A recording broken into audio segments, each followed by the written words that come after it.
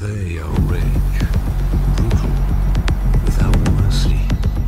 But you will be worse. Rip and tear until it is done.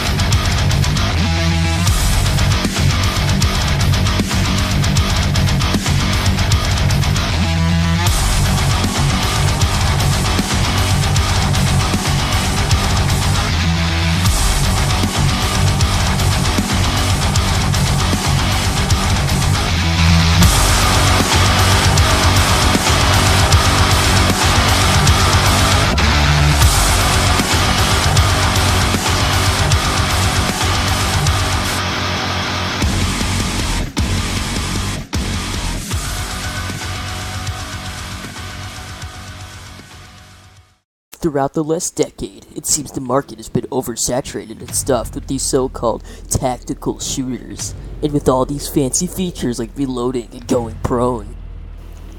And then there's Doom, which is the biggest middle finger to the first-person shooter genre since its original glory back in 1993.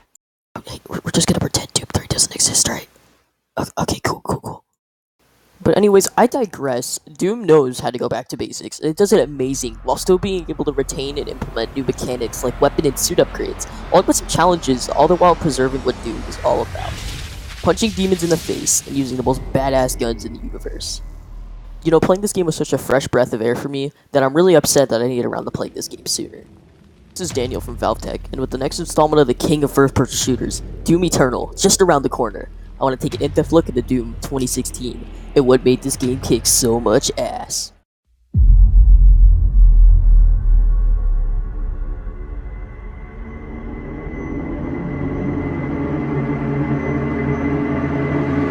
Doom is back, baby, and it's better than ever. And I'd like to first start off by saying that I'm not a diehard Doom fan, mostly due to the fact that the original game is like 9 years older than me, and that I was maybe a little bit too late to enjoy it, but Doom 2016 had to be one of my favorite games I played this year.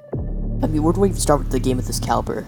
Yeah, the movement. The movement in this game is simple. It's back to basics. You got your basic sprinting, mantling, jumping, crouching, and even eventually you're able to double jump with Doom Guy as he gets these sick-ass boots. And while the movement is smooth as silk, and you feel like a butterfly but sting like a bee, the glory kill system is what really complements this awesome movement. Glory kills are easily my favorite part of this game, and really help emphasize the push forward combat towards your enemies. See how the glory system works is after you lay a bunch of rockets, and bullets, and grenades into your enemy, they start to flash orange like a broken neon sign outside a Tokyo sweatshop, in which they go up and rip the demon like he's tissue paper. I'll admit, it's satisfying as hell to watch Doom Guy rip them apart and seeing the demon's last look of pure terror before they are brutally bludgeoned by his own fists. And my god, the Berserk power-up is just like, oh man, the demons are still trying to take this guy down. The game also has a lot of subtle RPG elements like upgrades for your weapons and Predator Sleep. Weapon upgrades are usually achieved by finding secrets and clearing a level of demons, while Predator Suit upgrades are found off these dead guys, which is really fun to do, especially if you're a completionist. But as always, it's not all fists your enemies apart, and of course it's not Doom if Doom Guy isn't wielding a whole arsenal of weapons.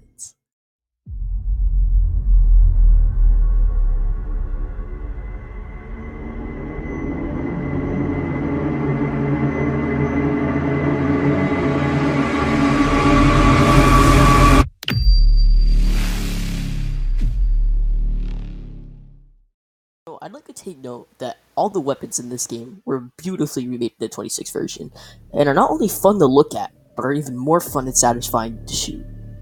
They really did go out by making each weapon not only recognizable, but they even got really intricate with all the bits and pieces of each weapon to really make them stand out among each other.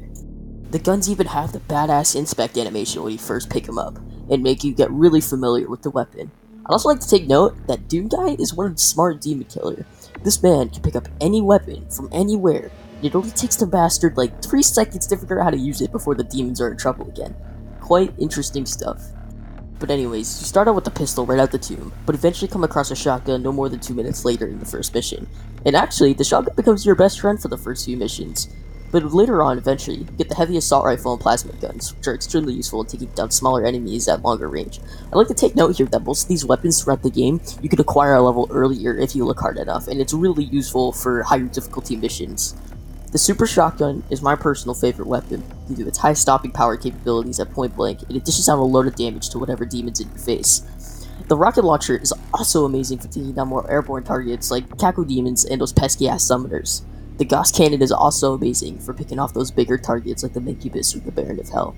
The chainsaw also makes a return. It is not only useful for ripping apart anything in its path, but gives you extra ammo after whatever demon that got sawed in half into a full course meal. And of course, it wouldn't be a Doom game if it wasn't for the most iconic piece of the arsenal, the BFG 9000. A behemoth of a gun that it can eradicate an entire battlefield of demons in one shot. Another cool thing these guns got were little weapon attachments that you can punch these field drones for. It can give your gun a second firing method like mini rockets on the heavy assault rifle, a grenade launcher for your combat shotgun, or hell, even a mini turret with the chain gun if you really feel like it.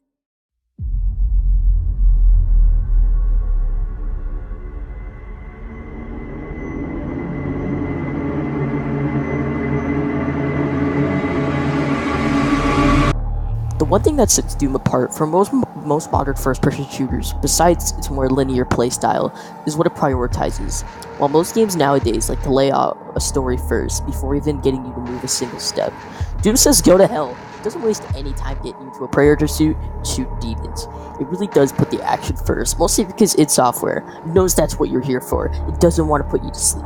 Overall, actually, the story is pretty interesting and gives you some more backstory on everyone's favorite heavy metal pounding dude, Demon Slayer. I would like to take note here that I'm reading this lore directly off the wiki, so I apologize in advance for any inaccuracies, and I'm mostly going off the wiki because I don't know much about it and I don't want to give you guys any false information. But regardless, let's get right into the story of the new history of Doom as of Doom 2016 and onwards. Once long ago, there was a dimension known as the Aether. A place where human-like beings lived with 3 ancient beings known as the Wraiths. The Doomslayer, his previous name not mentioned, was the leader of the protectors of this dimension, and the Wraiths known as the Night Sentinels. During one of the battles in the defense of the Aether, from Hell, the Betrayer's son was killed in action. Racked with grief at the loss of his son, the Betrayer made a deal with the lowly Hell Priest, who promised to bring him back to life.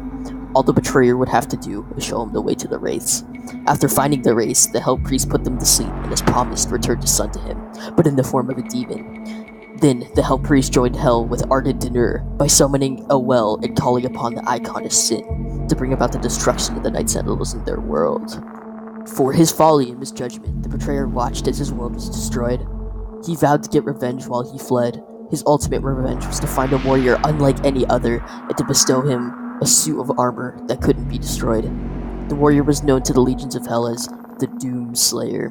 The unknown figure only known as the Doomslayer would ravage Hell until he would defeat the Icon of Sin and all its followers.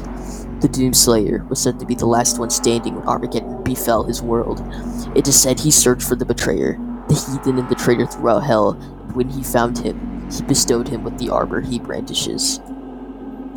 After some time, a demon known as the Titan would rally the other demons and engage the Doomslayer in combat, but not even this demon was powerful enough to defeat the Doomslayer and fell to his hand, giving him the title Hellwalker. Now with no other option, the demons devised a plan to trap the Doomslayer in a tomb and encase him in an accursed sarcophagus, which would send those embedded inside into a sort of hypersleep. The demons would then guard this tomb with their strongest to stop anyone from entering or leaving.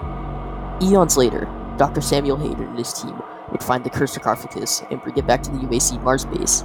And so begins the events of Doom 2016.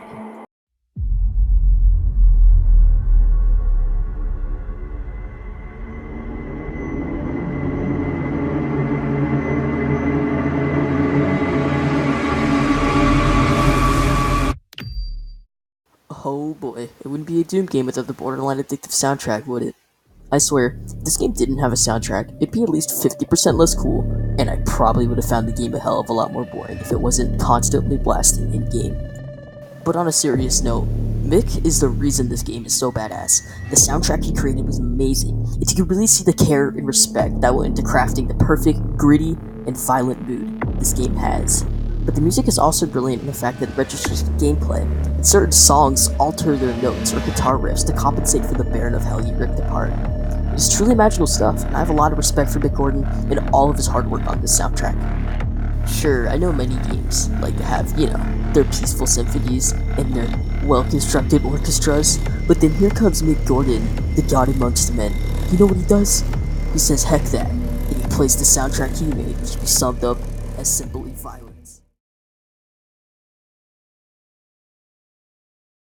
So I decided that the demons should be saved at a different time, as they are too big of a topic to cover, and I don't want to drag the length of this video too much. Doom truly is the grandfather of FPS, and without its contributions all the way back in the early 90s, we wouldn't be enjoying the awesome first-person shooters we play today. I believe that overall, the 26 version did a fantastic job at reimagining what the 1993 version did, so hats off to you, Bethesda and id Software. Furthermore, I'd just like to personally thank you for watching this video. While I did plan on doing Portal 2 next, I believe it would be better not to upload both parts at the same time, and instead work on something new and fresh.